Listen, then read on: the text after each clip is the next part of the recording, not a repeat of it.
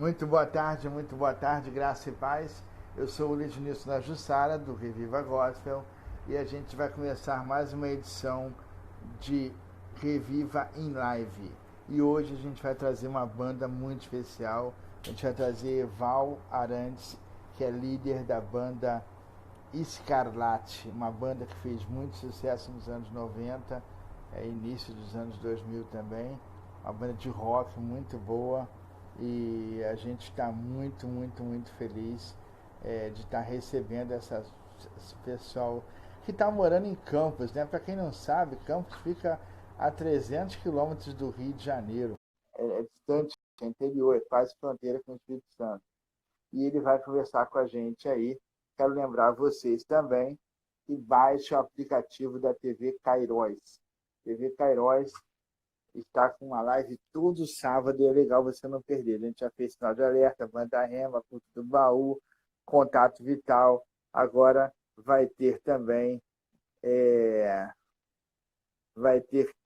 agora o Roger Passamani nesse sábado, e sábado que vem vai ser Marcelinho da banda Tempos. Fica ligado, hein? Porque tá muito legal. Ei! Chegamos! Que Fala, meu isso, amigo! velho! Que saudade de você, cara! Poxa, eu digo mesmo, né, cara? Digo mesmo. Quanto Poxa, tempo, né? a gente viveu um tempo bom aí, né, cara? A gente fez barulho aí em Campos, né? Poxa, com certeza. Saudade e, assim, uma honra estar falando contigo novamente aí e nessa live aí bacana, né? Poxa, você marcou nossas vidas aqui e marca ainda, né? Poxa, que bom saber disso, cara. A gente conseguiu fazer um trabalho aí, né? Fazer uma diferença aí. Eu fui muito mal para Campos, né? Quando eu fui para Campos, eu não estava bem. É. Tinha me separado e estava numa fase muito complicada da minha vida. Mas Deus foi tão bom que me deu uma cidade tão acolhedora e me deu amigos maravilhosos. Eu conheci você. Aliás, eu conheci primeiro a dona Mônica Com Santos. certeza, né? E, aliás, eu sou Foi. mega fã do trabalho dela. E estou sabendo que Mônica Santos tá nas plataformas digitais agora também, né? É, a discografia dela toda, né? 25 anos aí de carreira. Ela vem desde a época do Cara, vinil, né? muito bom, cara, muito bom, muito bom. Mas quando eu trabalhei com vocês e tudo aí, não tinha neném, né? Agora tem duas aí, YouTubers. Rapaz, tem duas. A Loren, né, já tá uma moçona, 10 anos, e tem a Laila, de 3 anos. As duas bênçãos que É. Deus nos deu, né? Eu tenho uma neta de 10 anos também, né? Sei como é que é. Rapaz, eu vi. Muito linda, eu vi esses dias.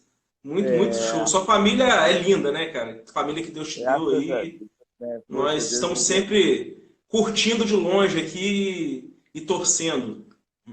Amém. Eu também. Fico vendo aí suas novidades aí, pessoal da atual Record e tudo. Eu vendo as novidades, os cantores que você indica e tudo.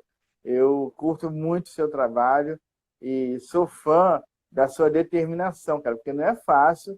Eu que vivi em Campos, digo que não é fácil você conseguir o holofote aí em Campos. É muito complicado, né? É, E aqui vocês têm conseguido romper isso. Amém. Amém. A gente vem batalhando, né, entre muitos anos. Você acompanhou, né? Você fazia um movimento muito bacana aqui na cidade. Que assim, eu digo que foi uma época que marcou muito, porque a gente viveu uma época muito bacana, né? Digamos assim, acho que uns 10 anos atrás, por aí, 10, né? 11 anos. Onde o 2008. movimento por aí, onde o movimento alternativo ele tinha espaço, né? Ainda um pouco de espaço, em meio à divisão com a adoração, que não era nem chamado worship na época, que é a mesma coisa. Mas naquela época já tinha o David Keelan, tinha, né, o Sim, Fernandinho se Teste do Trono. despontando. Mas a gente tinha aquele espaço da galera alternativa. Eu lembro muito bem que os baladas gospel lotavam e a galera ia pra lá. Eu lembro, esses dias a gente estava relembrando a MC Poliana, né? Ela tinha um Ford acho que era um Ford Ka, rosa, aí ela É. abria a mala e a galera saía das igrejas com muito assim, com muito temor a Deus, né? Ia para lá se divertir, tinha palavra de Deus, tinha um espaço muito bacana, muito legal. A gente sente muita saudade. E assim, essa turma de hoje não conhece, a galera não viveu isso, a geração nova não conheceu esse lazer que ao mesmo tempo tinha evangelismo, tinha tudo, era muito bacana, Sim, sim, né? olha, isso é muito importante, Eval, você falar isso. Por quê? Porque nos anos 80 a gente viveu isso aqui no Rio de Foi. Janeiro, né?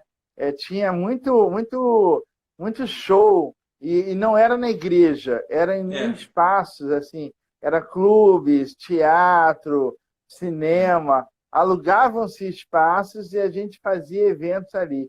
E não era necessariamente um evento evangelístico. é, Era um evento de entretenimento mesmo, para a gente já curtir o sinal de alerta, curtir o rebanhão e tal. É claro que isso acabava culminando no evangelismo, porque não tem com jeito, onde tem certeza. povo de Deus e tem um cara ali que não é, ele vai ser alcançado por aquela É, palavra. E era muito legal que a gente podia levar os amigos, né? Que não eram é. crentes. Então, assim, porque não era na Isso era o mais igreja. bacana. É, Não era na igreja, então não era na é, igreja, então eu vou. Aí chegava lá, banda ao vivo, rodava e tal, legal. E o cara ia tendo uma visão diferente do que era o povo de Deus, né? com E certeza. o nosso lado também, Ival, era legal, por quê? Porque consolidava a nossa fé, Com entendeu? certeza. Cara, Com certeza. pelo amor de Deus, anos 80, Rock in Rio bombando, É, 1985, você só saía na rua, era vários comentários, as FMs bombando, é, entendeu? E você chegava em casa, ligava a televisão, tinha um universo de programas de clipes. Um é. universo de programas de clipes, né? Muita coisa. Toda emissora tinha seu programa de clipe lá, quando não tinha É, dois, três. E, de repente, você fica assim, ó, perdido. Mas aí tinha Rebanhão, tinha Sinal de Alerta, tinha Band é. Voz, tinha Catedral e Tinha tal. essa Aí galera toda, né? tinha um lance que você podia ir curtir também. Isso era É. muito legal. E a gente conseguiu fazer isso em Campos, né? Em Campos a Foi um gente movimento conseguiu muito bacana. fazer um movimento legal, cara. Poxa, Foi. que juntava tudo, era alternativo mesmo. Porque É, tinha o pessoal do rock, tinha o pessoal do trance, do DJ lá, é. tinha o pessoal da louvadeira que fazia samba de música Era muito baiana. bacana, muito bacana. Cara, era tudo, era muito bom. E nesse contexto todo, eu conheci Eval. Que, cara, pelo amor de Deus, cara, quando alguém falou comigo que você existia, eu falei assim, existe isso aqui em Campos? Não acredito, não. Quem falou de Ai, ai. você foi o Dedéu, é o nome dele, Ah, o Dedéu. tecladista. Sei, sei. Dedéu falou comigo, porque eu fiz um balada e a banda dele foi convidada para estar lá com a gente tocando. E aí ele falou comigo assim, cara, você tem que conhecer o Eval, cara. O Eval tem que estar nesse negócio aqui. Aí eu falei assim, pô, mas Eval, mas quem é Eval? Cara, da banda Escarlate. Eu falei, banda Escarlate? Eu não estou lembrado da banda Escarlate. Aí, nesse mesmo dia, eu mostrei para ele o som da Mônica. Assim, olha só, cara, escuta Olha esse som só, aqui hein? que eu curto pra caramba. Aí quando ele ouviu, ele falou assim, ah, cara, isso é a Mônica Santos, é a mulher do Deval, cara. É mesmo? Ele é. Não, então vamos lá, vamos lá. E aí ele me levou na tua casa, eu fui lá, bati lá na Eu tua casa lembro, lá, eu para lembro. saber quem era você, eu fui atrás da Mônica. Eu lembro disso. Aí acabamos nos conhecendo, né? E aquele trabalho da Mônica chamou muita atenção, porque na época estava muito em alta o hard rock, né? O hardcore, né? Que era aquela linha meio Hardcore, é. punk, era meio Pit, né? E estava muito em alta. Era a época do admirável Chip Novo da Pit. E ela Isso, tinha. Assim, o CD foi muito nessa década, nessa época aí, essa vibe, é. nessa vibe de malhação, era aquelas coisas que estavam rolando na época. E foi um choque, né, aquele CD com ela num vaso sanitário sentado. Ah, A aquilo capa ali deu realmente. aquele, né? Ah, Mas foi bacana, até hoje esse CD ele repercute muito, tem a galera do motociclismo que gosta, ele é atual até hoje, né? É um disco atual. E a gente, por isso que a eu gente acho, eu resolveu curto até muito. lançar de novo aí nas plataformas para quem curte o som, apesar dela estar numa outra vibe. É rock and roll também, mas uma outra pegada, né? Mas que legal, cara, que legal. Bem, Eval, vamos lá. Vamos começar a nossa conversa aqui. Sinta-se à vontade para perguntar as perguntas que eu vou te fazer. E Vamos a lá. pergunta que não quer calar. Vamos perguntar tudo hoje. Vamos lá. Primeiro lugar. Você nasceu num lar evangélico ou você tem um testemunho de conversão? Eu nasci num lar evangélico, né, filho de pastor, né, neto de pastor, assembleiano, Assembleia de Deus de Madureira, né? Eita, glória! Fui criado nesse meio, né, um meio, né, maravilhoso, tive uma criação toda e assim, nunca me desviei dos caminhos do Senhor, graças a Deus, né? Nunca.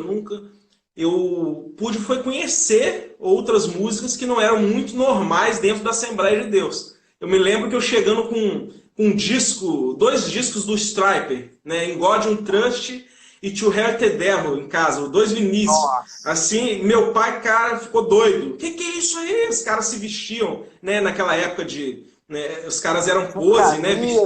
Era tipo Guns N' Roses.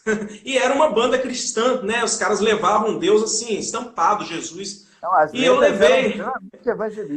E eu tinha coleção do Petra, mas ali ele foi aceitando e sempre me apoiaram com banda, com ministério, com esse estilo alternativo todo. E eu fui crescendo na Assembleia e depois, né? Eu conheci futuramente depois a Renascer, que tive uma passagem muito grande por lá, assim, fiquei muito tempo, fui ovelha do Bispo Zé Bruno, enfim, no pessoal do Resgate, Bispo Marcelo. Aonde isso? No Rio ou em São Paulo?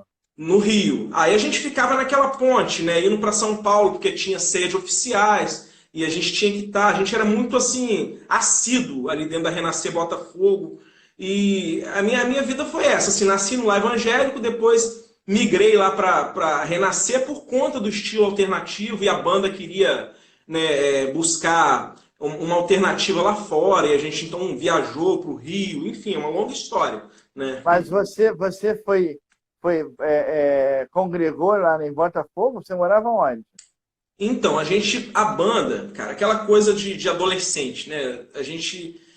acho que toda banda, quando inicia, ela tem aquele sonho de querer um lugar ao sol, enfim, às vezes nem entender a vontade de Deus. Então a gente meio que, na aventura, né, todo mundo solteiro, vamos embora, vamos alugar um apartamento, e o Regis, o tecladista da banda, ele tinha um apartamento na Tijuca. Aí a galera combinou de rachar o aluguel com ele lá, de dar uma ajuda de custo a ele, né? E a banda foi toda morar. Imagina, a galera toda no apartamento, na Tijuca. E ali a gente foi para Renascer. A gente sonhava com a Renascer, que a gente via clipe gospel, as madrugadas, era muita banda bacana. Na época o G3... muito maneira, né? Puxa vida, até hoje eu tenho um maior carinho pela Bispa Sônia, pelo Apóstolo, pelo tempo que a gente passou lá, né? Marcou muito as nossas vidas. E, enfim, a gente foi para lá para Renascer, né? Na época eu lembro, assim, chegamos em Botafogo, era o Bispo Zé Bruno, que estava pastoreando em Botafogo. E a banda saindo daqui do interior, né? Chegamos lá, aquela fila para falar com o Bispo Zé no final do culto, né? Normal, ficava aquela galera ali. E a gente com um CDzinho na mão para mostrar para ele, né? Aquela coisa. E ele recebeu a gente super bem. Fomos levados até ele pelo pastor Neucimar, que na época, né, cobria a banda, o pastor da Ágape, que é um paizão pra gente. Ele, assim, comprava a briga da banda, né? Ele que, através dele, eu conheci o Manga, foi uma longa história. E o pastor Neucimar levou a gente até o Bispo Zé. Isso pro Bispo Zé Bruno foi algo assim, poxa, eles estão sendo tragos aqui por um pastor, né, que pastoreia eles. Esses caras não estão brincando, tipo assim, eles têm cobertura. Então a gente marcou uma reunião com o Bispo Zé, eu tô assim, resumindo um pouquinho.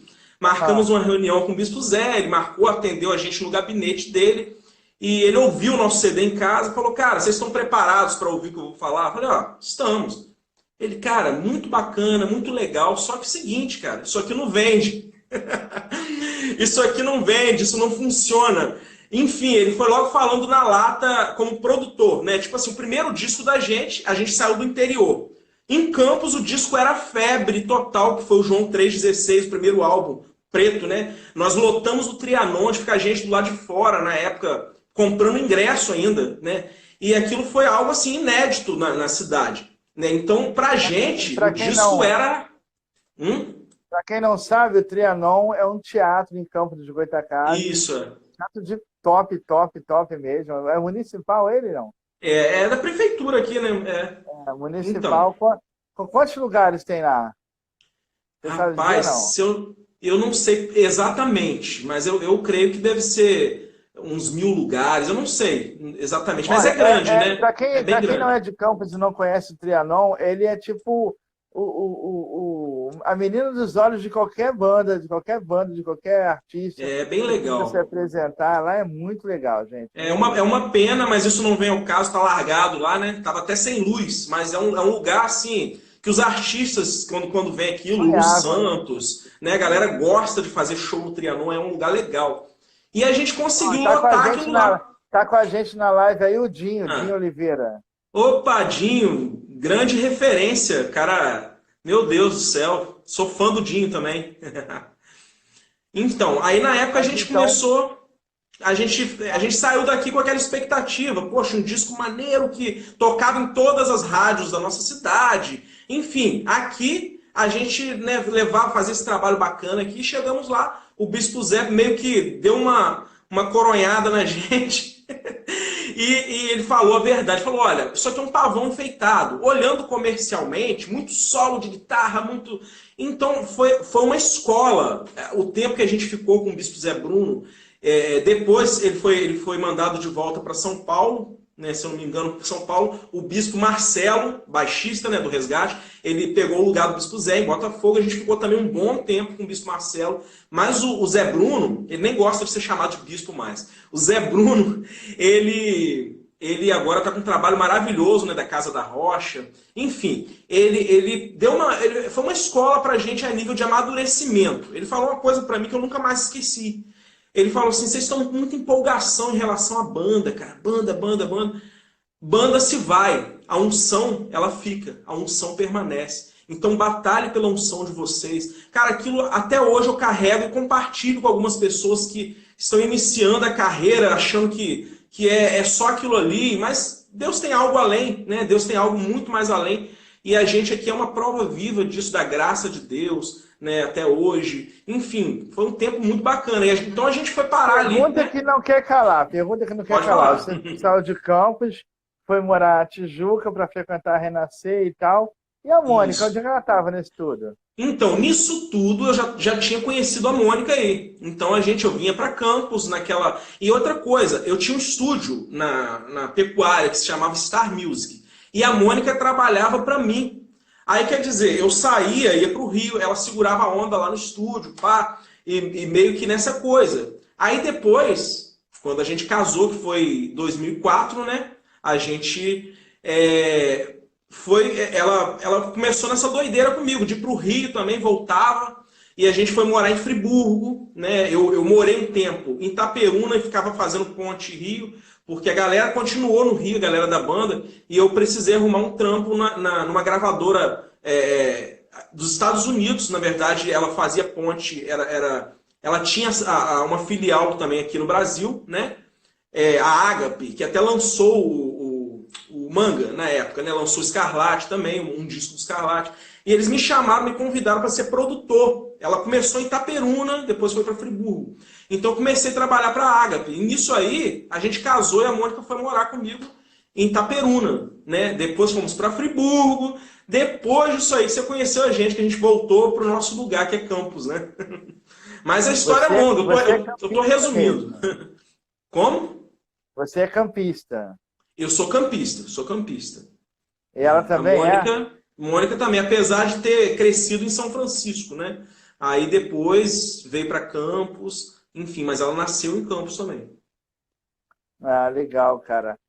Tá, vamos lá. Deixa eu só tentar tirar minhas dúvidas Pode para ficar à poder vontade. entender melhor essa sua história aí.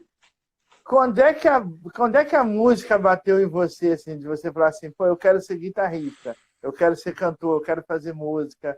Em que momento que startou isso no teu coração aí?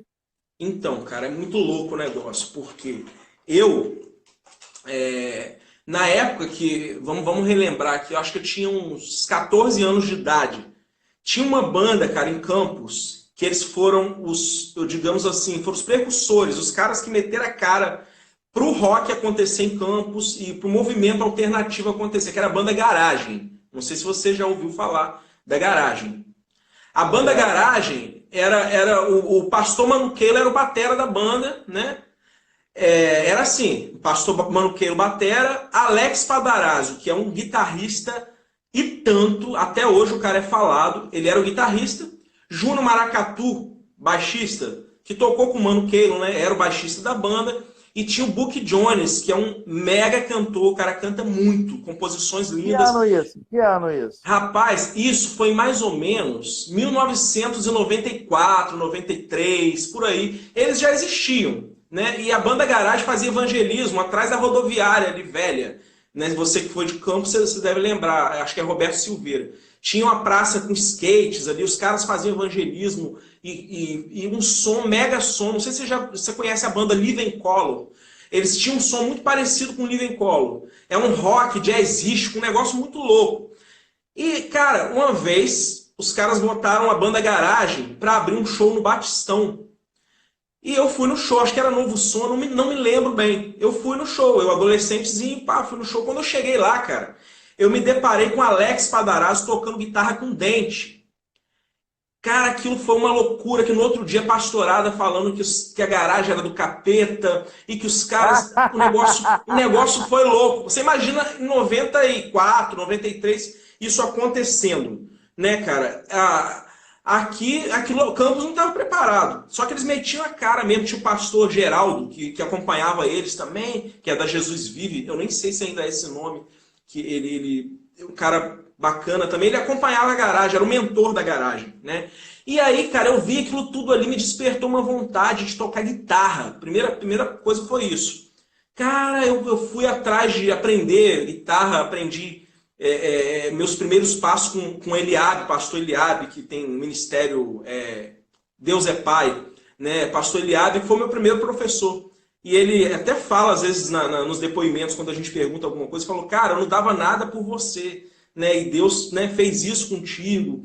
Nós somos grandes amigos até hoje. E aprendi os primeiros passos, falei, cara, vou montar uma banda, e chamei a galera e comecei. E a gente, nesse propósito, depois a gente conheceu a galera da garagem, eu fiquei muito amigo do Alex Padarazzo, e aquilo para mim foi muito bacana, e o Alex chegou a tocar depois com a gente um tempo, a história é longa, a gente, né, vem desde essa época aí. No momento em que você viu a banda Garagem e você decidiu cantar, até você ter efetivamente uma banda, quanto tempo, mais ou menos? Rapaz, aí levou uns 3 anos, mais ou menos. Em Exato. 95, 90, mais ou menos 95, eu já estava com a Scarlatti, meio que começando, né, aquelas composições meio estranhas, né, mas a gente começou e fazendo som, né, fazendo som. Esses dias a gente achou uma fita aí da gente antiga, E como é que bem foi antiga. gravar o primeiro LP? Era LP já ou SD? Eu não cheguei a gravar LP, apesar de na época era LP. A Mônica gravou LP, né? Era muito caro, era pago, a gente tinha que pagar em dólar na época, né? Enfim, a gente foi lá e gravou uma fita demo com uma qualidade muito bacana e a gente vendeu o que tinha. Na época ninguém trabalhava, adolescente, né? E a gente só estudava. O nego vendeu bicicleta, o outro vendeu Alckmin, juntou dinheiro, fomos lá, gravamos uma fitinha cassete, fizemos capa. Fizemos tiragem, vendia fita igual água, cara. O pessoal gostava do som. E umas músicas muito loucas. Tinha uma música chamada Predador. A gente está tentando digitalizar essa fita, que um camarada que é muito amigo meu lá de Pádua, ele achou nos arquivos, que nem eu tinha mais. E a gente está... A Mônica esses dias achou aqui no bolo do baú nosso aqui, achou a fitinha. Eu vou digitalizar e disponibilizar, que são músicas muito legais para a época, né? E até ir pro Reviva, né? Para dar uma moral lá. Ó, entrou na nossa live aí a Maíra Rangel. Conhece? Maíra, Davidson, poxa, minha cunhada, cunhado aí. dando uma Maíra, moral a gente, gente aí. Maíra é uma cantora maravilhosa que passou pelo Raul Gil. Com certeza, com certeza. Então, uma história linda aí, né? Maravilhoso. Ó, quem entrou aí agora, Pastor Marcos, que também fez história aqui em Campos, cara. Ele entrou aí agora. Rapaz, esqueci de falar uma coisa. O Pastor Marcos vem dessa época da garagem também. Tinha banda Estações, né? Ah, Que era é? uma banda que fazia um rock arrumado aqui também, muito bacana. E com uma pegada séria também, evangelística. Quer dizer, tinha garagem e tinha Estações nessa época, antes do Escarlate, né? Tinha essa galera aí, né? Vale a pena falar. Eu acho legal essa coisa da gente tá lembrando aí, né? Claro, sempre é bom o registro, sempre é bom. Com Agora, certeza. Eval, você tinha, beleza, você lançou a fita, tá? Vendeu, cada um vendeu o que tinha, fez a fita, mas o CD mesmo, o João 316, que foi independente, foi gravadora, como é que foi gravar esse disco? O primeiro. João 3,16. Deixa eu até falar, tem um camarada aqui, ó, Carlos Gustavo, que foi o baixista nosso também, andou por muito tempo. Aí o pastor Marcos está falando também, o Fernandinho era o baixista das Estações. Olha só, cara. O Fernandinho cantou? O Fernandinho faz chover? Fernandinho cantou. Fernandinho era baixista. Eu não sei se você sabe, mas o Fernandinho chegou quase a tocar batera no Escarlate. Ele foi fazer teste. Mas na época É a gente achou. mesmo?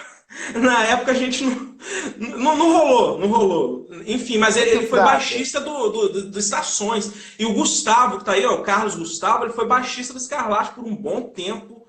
Pegou a melhor fase, aquela fase que eu te falei do João 3,16, onde a banda deu aquela estourada na cidade. E o Gustavo foi com a gente pro Rio, né? Morar num apartamento na Tijuca.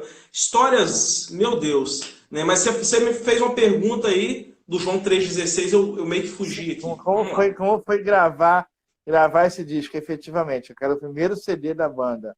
A fita Então, era uma coisa a fita não experimental, conta. mas vamos Vamos contar a lá. fita. O primeiro CD era o João 3,16. Eu já estava com estúdio, né? Então facilitou um pouquinho. Não era lá esses estúdios, era a Star Music, né? O estúdio que era nos fundos da casa do meu pai. Ele me deu uma casa lá só para montar o estúdio.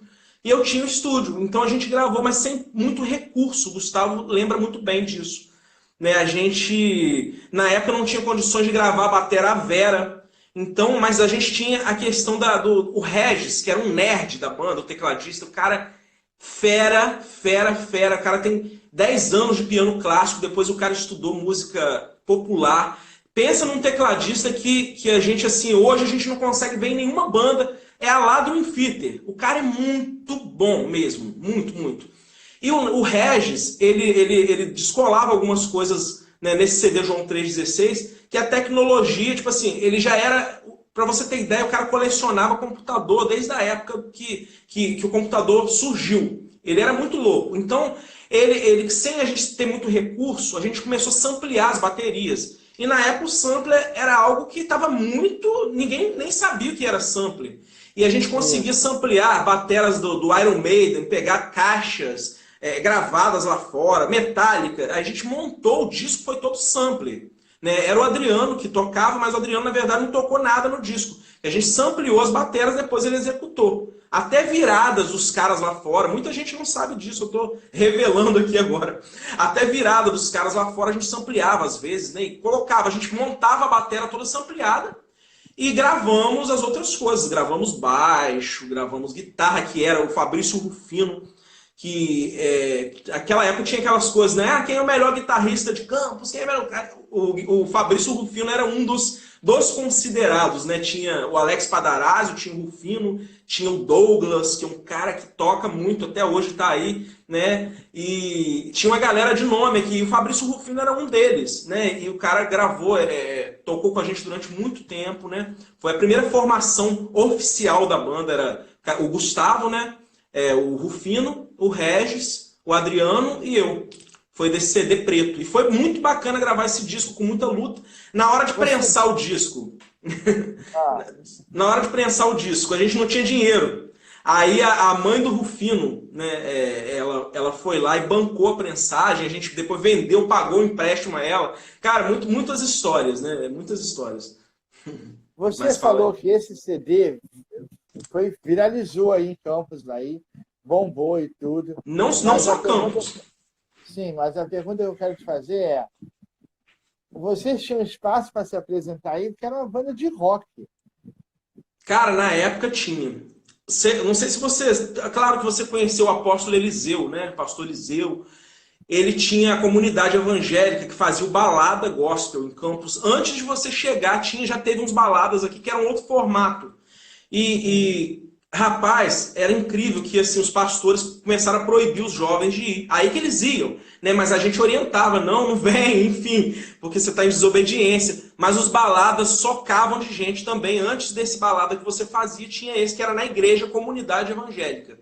Enfim, e tinha muitos outros espaços. A gente começou a galera começou a ver que a banda era séria, que não era só tocar rock and roll. A gente tinha aquela questão de sempre levar uma palavra de Deus, né? A gente começou ganhando um espaço até no meio tradicional. A gente começou tocando em eventos grandes na Praça São Salvador. Tinha os eventos do Costa Azul na época, né, que fazia aqui em Campos. A gente abriu show para oficina, catedral, que ainda eram muito fortes nessa época. Os shows dos caras lotavam. Então, nessa época a gente tinha espaço para um movimento alternativo. E era um movimento sério, né? Oficina, poxa, não abria mão também de sempre levar uma palavra. Isso era o diferencial. Os caras, a gente fazia um som rock and roll, mas a gente parava tudo e falava, o momento mais importante do show é esse. Né? A gente está aqui só para falar que existe um Deus, um Salvador. Enfim, esse era o grande lance do negócio. O rock era só, né, um acoplado, era só. Então a gente começou a conquistar assim,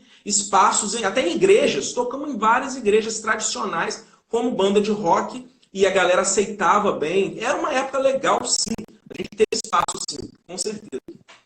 Daí, desse momento aí, onde o CD faz sucesso, não só em Campos, mas no Rio, fora do Rio, quando é que surgiu o convite para vocês abrirem o show do Petra? Como é que foi isso? Rapaz, nem fala, cara, porque pra mim quase que, tipo assim, quase que eu infartei na época. Era uma banda que eu admirava, eu tinha coleção de discos e eu preciso falar isso aqui. Foi um momento muito marcante na minha vida, né? Eu via só Petra, colecionava e tinha um sonho de um dia ver um show dos caras. Aí, de repente, o pastor Neucimar, que eu falei no início, ele era empresário da banda, era pastor da banda, mentor, né? Ele chegou pra gente e falou, gente, consegui para vocês abrirem o show do Petra. E quem convidou a gente foi o pastor Livingston, lá de Cabo Frio, né? Livingston Farias. Isso, o pastor Livingston, a gente teve uma conexão muito forte na época que eu produzi o disco do Manga, o Fóssil, porque eu gravei algumas canções, eu tive a honra de produzir algumas canções dele num formato new metal, que é o Alpha e Ômega, né? Que é um clássico da época, né? E ele ouviu a versão, curtiu bastante. Aí o pastor Livingston chamou o Scarlatti para abrir o show do Petra, que para mim foi algo extraordinário, a experiência de estar com os caras, ver os caras tomar banho na praia, saber que os caras, tipo assim, os caras são muito... Eles iam além da expectativa do que eu imaginava, né? Não são estrelas. Enfim, tá do lado dos caras, comer com os caras ali. Então foi um dia maravilhoso. E outra, cara, teve uma experiência que marcou muito para mim. A gente, na hora de chegar, o batera da gente era canhoto, né? E tava o set todo do Petra montado, cara. Que os caras passaram o som desde cedo. Aí chegou um hold, cara, que eu não vou nem falar o nome, mas um hold, né, do Brasil. O cara chegou e falou assim, ninguém vai botar a mão aqui, que a batera já tá montada pro Petra, e não sei o que, não vai mudar nada, blá, blá, blá, blá. E o batera do Petra só ouvindo, mas tipo assim, não entendendo nada, porque o cara tava falando em português, né?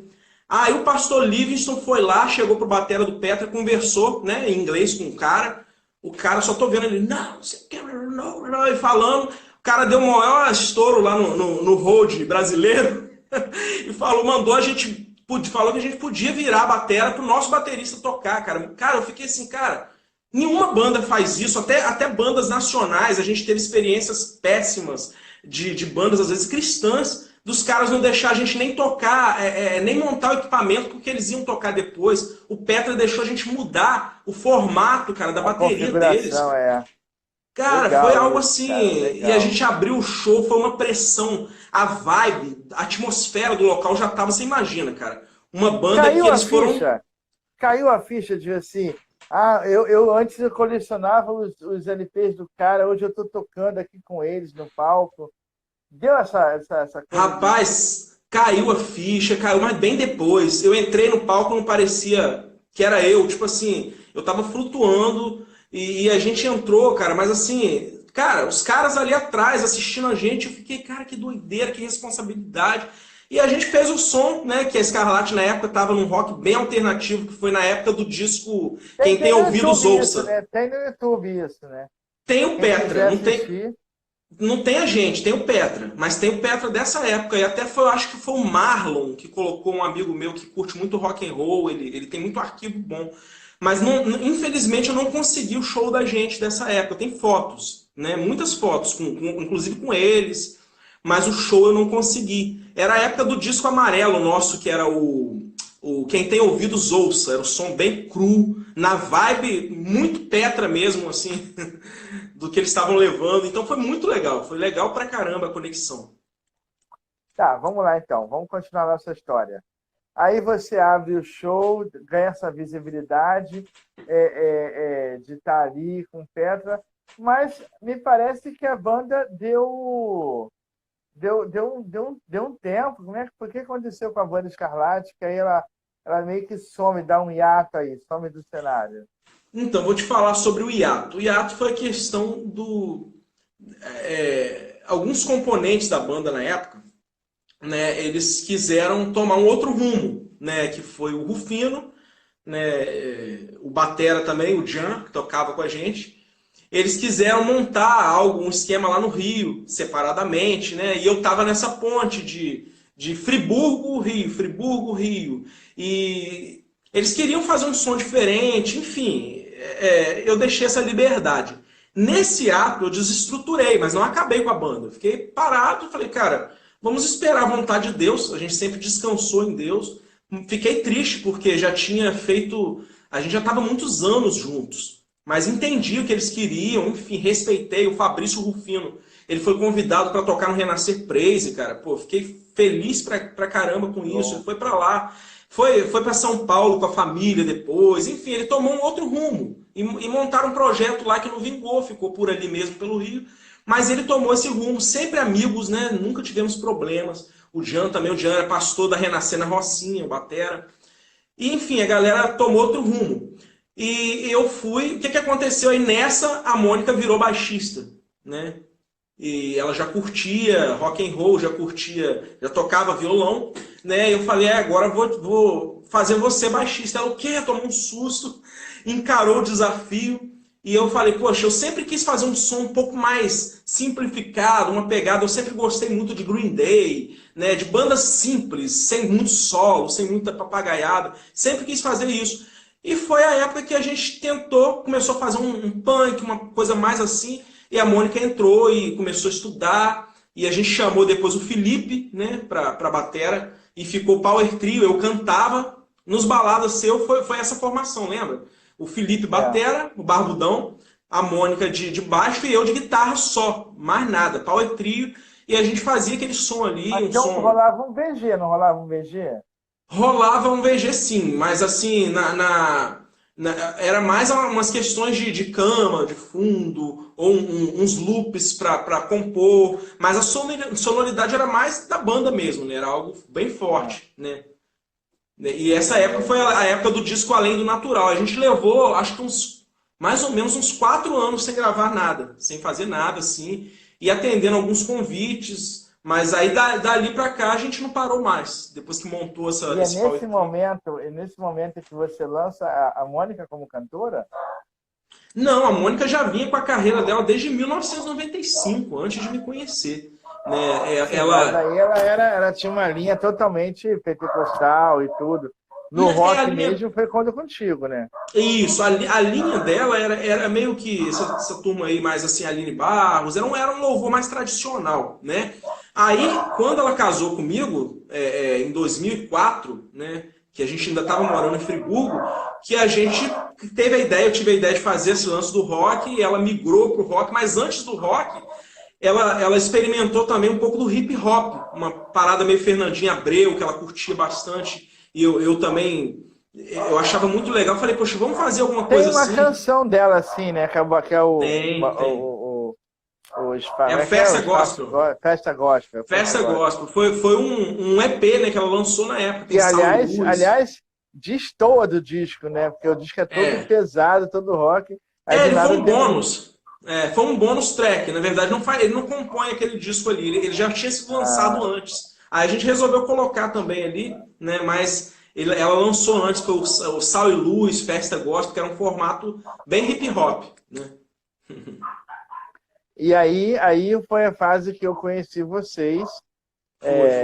E já em 2006, 2007, onde já tinha a Mônica e já tinha também você. E aí surgiu uma terceira figura, que é a Maíra. A Maíra surgiu com um CD produzido por você, que, aliás, belíssimo, maravilhoso. Esse disco da Maíra, o primeiro, é um xodó. Ele é um disco que eu gosto demais, Cara, mas é muito bom. Ele tem composições... De sons, tem a participação do Mano Keylon, não é isso? Tem.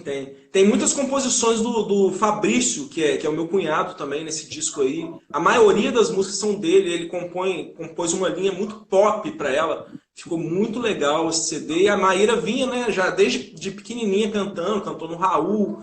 E quando chegou a hora dela gravar, né? Alô, Maíra, vamos convidar você para contar a tua história também. Aí, vai ser legal. Vai ser legal. Mas aí, beleza. De repente, eu saio de volta para Rio de Janeiro, né? Eu venho para me casar com a dona Jussara e começo a acompanhar vocês mais de longe. Mas você lançou uma proposta que eu queria que você falasse um pouco sobre ela agora, que é a Atual Record, não é isso? O que é a Atual Record? Como é que é feito isso? Como é que você desenvolveu essa ideia? Vamos falar um pouco desse trabalho. Então, a Atual Records, na verdade, ela veio desde a época que você estava em Campos, já existia, né? Que na verdade, ela é a produtora nossa, né? A gente faz tudo aqui. A Mônica, ela se especializou em edição de vídeo. Então, a gente hoje aqui, se você chegar, está muito mudado tudo aqui. A gente tem a repartição, tem as partes do estúdio, de áudio, tem parte para fazer live aqui, tem uma ilha de edição. Então, a Atual Records, ela de estúdio virou praticamente uma produtora, que a gente já fazia alguns serviços, mas hoje a gente atende muita parte também de comerciais, de televisão. A gente, além de gravar muitos cantores aqui, fazer parte de assessoria para obras, registros de música. Vem gente de tudo quanto é lugar do Brasil, procura a gente para registrar música, gerar ISRC e produção em si, né? A gente tem lançado muita coisa bacana. Nós não somos um selo, né? Nós somos uma produtora. Mas acaba as pessoas às vezes confundindo, achando que é gravadora, mas não, o pessoal grava aqui, vem, a gente produz e eles vão atrás de um selo, né? Uma distribuidora. Né? A gente trabalha assim, dessa forma. E a Atual Records hoje se consolidou, graças a Deus, aqui na cidade, né? Na região toda, que a gente atende toda a região em volta também. E graças a Deus fizemos uma marca, né? Deus abençoou, que hoje a gente é procurado para fazer grandes jingles de lojas grandes mesmo, Brilho do Sol. Se a gente for falar o casting de jingles, são mais de 700 jingles vendidos aqui, né? E conhecidos também.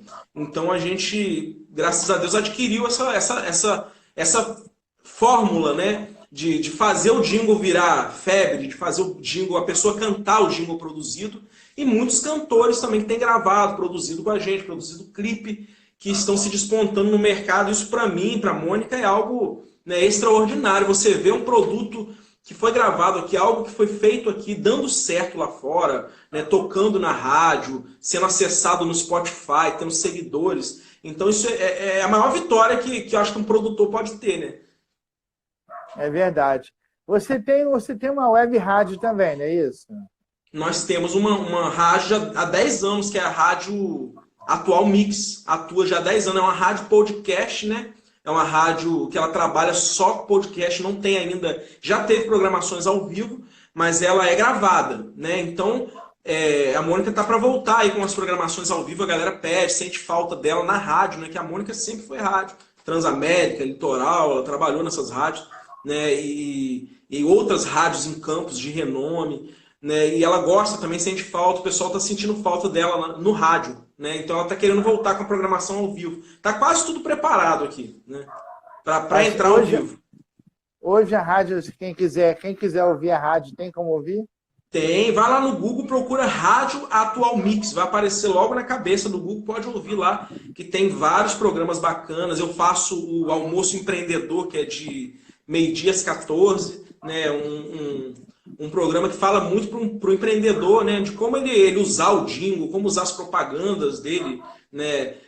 Para dar certo, enfim, é um programa bem legal, muito, muito bacana, conteúdo relevante. Muito bom, muito bom, muito bom. Aí, de repente, você está com essas coisas todas aí e tudo, e você agora está produzindo clipe também. Você tem feito alguns clipes aí muito legais.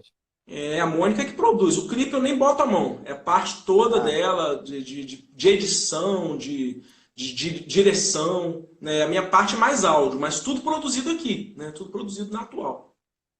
Você hoje está em qual igreja, Eval? Continuo na CMA e pretendo continuar sempre lá. Com o apóstolo Luciano, sempre, desde que a gente veio da Renascer, aliás, quero mandar um abraço para ele também, ó. Queremos você aqui, apóstolo Luciano. Um abração para o nosso apóstolo aí, pessoa maravilhosa também que abençoou o trabalho da banda, né? Enfim, a gente ama muito a nossa igreja. Eu vi umas apresentações tuas lá na igreja, lá na CME. Viu? Fizemos agora uma aí, no meio da pandemia, né? Mas assim, só online, na rede. A rede está muito bacana. Trabalho jovem lá, que o Jonathan está à frente, a Andresa, são os líderes de jovem lá. Estão fazendo um trabalho magnífico, que se você for olhar, parece até programa de televisão. Né? Muito legal. A gente tocou lá, tá lá no YouTube. Depois você manda o link para a gente poder estar divulgando, claro, que eu acho muito maneiro isso. Muito maneiro. Bem, o que a gente pode esperar de você, Val? Aí para o projeto agora final do ano, tem depois que passar esse isolamento. Tem coisa boa vindo aí da Escarlate, tem coisa boa vindo da Mônica, tem coisa boa vindo da Maíra. Tem sim, o que tem pra gente aí? A gente aproveitou esse momento de pandemia para soltar alguns conteúdos que estavam guardados e projetos, né? E a Escarlate estava vindo fazer um trabalho muito bacana no nicho motociclismo, que hoje eu acho que é o que resta muito pra gente, né? O pessoal curte muito o som da gente e a gente está fazendo uns trabalhos muito voltados nesse ramo, muitos shows que não são cristãos, a gente vai lá e toca como banda cristã, os caras chamam mesmo, falam, dá a palavra, enfim, a gente entra ali e é tudo que a gente quer, porque a gente quer falar de Jesus nesses lugares, né? E a gente lançou, né, um single, que é o que eu preciso, foi algo mais novo, e lançamos 2 propostas de live acústica, que foi uma regravação do Aonde Está Deus, né? Que o Mauro fez uma versão, a música do Eli Soares, e a gente fez também uma versão nossa, que é uma música linda, principalmente nesse tempo. E lançamos o acústico também da O Que Eu Preciso, que foi o single que a gente lançou nessa formação atual. Mas a gente pretende agora já dar início a um novo álbum, que já tem muitas músicas maravilhosas, né? Que hoje a banda é o Wesley Martins, o Júnior Costa, já estão comigo há anos também, e a Mônica e eu. Os caras que, sem comentários, mandar um alô, eles não estão agora porque estão trabalhando, né? Não estão vendo a live, mas vão ver. Mas a banda a gente pretende fazer isso. Mas a gente está soltando alguns projetos aqui relacionados à Mônica, né? Ela lançou agora, por último, a Backstage Live, que é uma proposta muito inovada a nível Brasil, né? E tem uma novidade que eu não posso revelar aqui agora, tá? Sobre esse projeto. Tá rolando aí, já rolou uma contratação, né? Eu não vou falar o que é, ela vai divulgar em breve para vocês, mas algo espetacular que Deus colocou a mão. Sigam o canal da Banda Escarlate aí. Da Mônica lá também. Da Mônica Santos com 2 T e U Santos. Isso. E aí vocês vão saber de tudo aí. Com certeza. Ô, Eval, eu queria... Só falar da Backstage. Aí ela lançou a proposta, lançou a Backstage, rolou uma proposta bacana aí para ela, e a gente vai revelar. E tem também, né, aproveitar aqui, que a galera tá aí, a gente lançou também as minhas 2 pequenas lá, a Lora e a Laila, O Mundo das Irmãs, que inclusive vai ter single agora, e elas gravaram a música Arco-Íris, que vai sair, cara, tá muito bacana. Pai é coruja, né, cara? Legal, pai é puxa-saco. Mas elas têm um talento, assim, extraordinário. Então vai estar sendo lançado para criançada que curte, algo infantil, né? vai estar sendo lançado, né? E a gente fez aqui também o trabalho delas, vai lançar esse single e elas estão com um canal também no YouTube. Só colocar lá Mundo das Irmãs Loren e Laila. Mas pode falar. Muito bom, muito bom. Cara, eu queria que você falasse um pouquinho sobre o clipe Deus Não Está Morto que você fez, Tá. que chegou a ter menção internacional. Como é que surgiu a ideia de fazer essa versão? Como é que surgiu a ideia de fazer o clipe? Primeiro fazer a versão, depois fazer um clipe também e tudo. E eu acho que, para mim, na minha opinião, tá? Esse clipe marca a volta da Banda Escarlate. É isso mesmo? Foi, mas foi. Marcou assim, digamos, com toda a pompa, né? A banda já tinha voltado, mas o clipe consagrou, porque quando lançou foram mais de 100 mil visualizações, então quer dizer, ele deu uma repercussão bacana. Fazer o Deus Não Está Morto é algo muito íntimo, porque eu sempre curti muito Newsboys. A vida toda a gente abriu o show deles no SOS da Vida. Enfim, a gente curte bastante. Quando o Newsboys veio com essa formação nova, né? A gente ouviu essa música, eu já conhecia a música. Aí, na época, um amigo, o pastor André, que estava liderando o louvor na CMA comigo, falou, cara, eu fiz uma versão da Deus Não Está Morto. Eu falei, poxa, mostra. Ele mostrou pra gente. A primeira ideia era colocar no Ministério de Louvor da CMA, mas o apóstolo não gostou. Tô falando. Ele não curtiu muito. Ele falou, não tem muito a ver com a igreja. Tá bom, beleza. Fui lá, apanhei pra banda. Eu falei, pastor André, posso pegar tua versão, a letra, e gravar com a banda? Ele, cara, fica à vontade. Peguei e gravei. A música aconteceu e a música carrega a gente até hoje. Cara, ela é muito... Porque a gente fez uma versão mais rock and roll da música, né? Ela é muito pop. E a gente puxou um pouquinho mais para as guitarras. E foi muito bacana fazer essa música. O Paulo André, né, tem que falar dele também, que foi o diretor desse clipe. Fez um trabalho magnífico, com pouco recurso na época. Né, a pastora Fátima era líder dos jovens na CMA. Ela chamou os jovens todos, convocou a galera, vamos para lá, vamos para o acampamento da CMA. Era congresso jovem CMA, me lembro muito bem. E eles separaram o final do congresso para a galera ficar ali fazendo cena para gravar o clipe. E assim, foi uma motivação muito grande da parte deles, a gente é grato até hoje. A gente nunca esquece isso, né? Então rolou o clipe ali, foi muito bacana, uma experiência maravilhosa. E é um registro que até hoje dá frutos. O Newsboys, né? Fez a menção a gente lá no Instagram deles. Sim. Foi isso legal, gerou uma repercussão. Olha, eu botei esse vídeo na nossa página, cara, e bombou também lá. Que legal. Teve muitas visualizações, muitas visualizações. Eu acompanho, a gente está sempre vendo aí as postagens do Reviva. Aliás, deixa eu falar que você está fazendo, cara, um trabalho maravilhoso, que eu acho que vai deixar um legado, né, um legado para muitas gerações que vão vir, as pessoas poderem conhecer essas preciosidades que vieram, né, de décadas. Você fala ali de gente, Luiz de Carvalho, cara, essa turma da agora, quem vai saber quem é? Rebanhão, tem gente que nem sabe o que é. E eu acompanhei algumas coisas.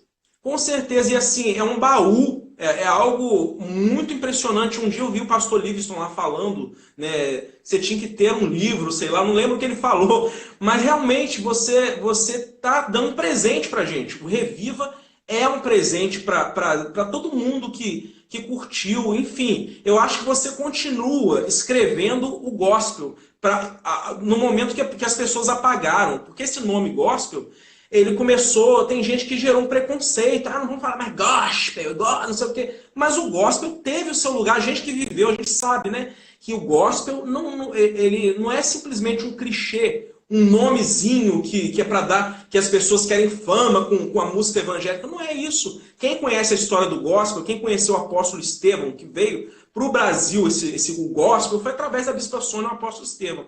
Sabe o preço que eles pagaram, né, na época para embutir essa questão? Era tocando em boates, casas noturnas, Cats Barnett, invadindo esses espaços, ganhando vida para Jesus. Enfim, eu acho que isso deve sim ser lembrado enquanto a gente tiver... Né?